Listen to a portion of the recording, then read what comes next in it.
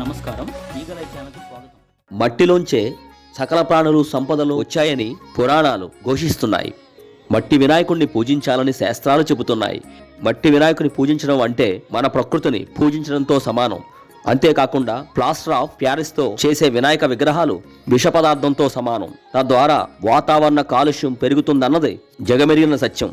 దీనిని దృష్టిలో పెట్టుకుని పర్యావరణ పరిరక్షణలో తన వంతు బాధ్యతను నిర్వర్తించే దిశగా విజయనగరం జిల్లా రెల్లివాటి ఉపకులాల సంక్షేమ సంఘం ఆధ్వర్యంలో ఆ సంక్షేమ సంఘం జిల్లా అధ్యక్షులు సోము మురళీమోహన్ మరియు లంకాపట్నం 19వ డివిజన్ టీడీపీ నాయకురాలు సోము మాధవులు సుమారు 500 మందికి మట్టి వినాయకుని ప్రతిమల పంపిణీ కార్యక్రమాన్ని ఘనంగా నిర్వహించారు.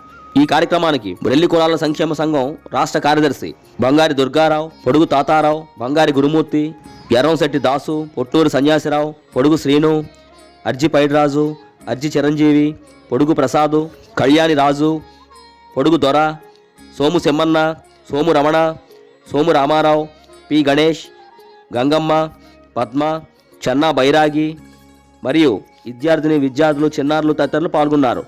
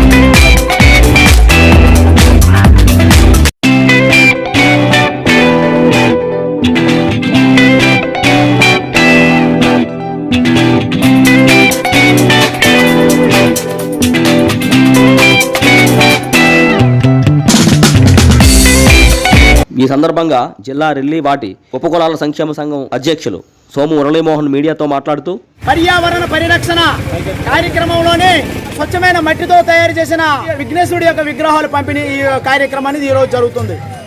అయితే పూర్వము మన యొక్క తాతల టైంలోనే స్వచ్ఛమైన మట్టితోని మన యొక్క విఘ్నేశ్వరుడి యొక్క విగ్రహాలు తయారు చేసేవారు.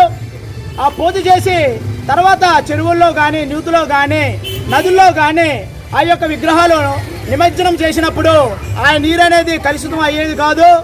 ఆ నీరు జంతువులు తాగినా మనుషులు తాగినా ఎటువంటి హానికరం ఉండేది కాదు. కానీ ఇప్పుడు ఈ కాలంలోనే విఘ్నేశ్వర విగ్రహాలు దుర్గమ్మ విగ్రహాలు అనేది ప్లాస్టిక్తో తయారు చేస్తున్నారు, కెమికల్స్ రంగురంగులతో తయారు చేస్తున్నారు. ఆ విగ్రహాలు తీసుకుని వచ్చి మనము పూజలు చేస్తున్నాము.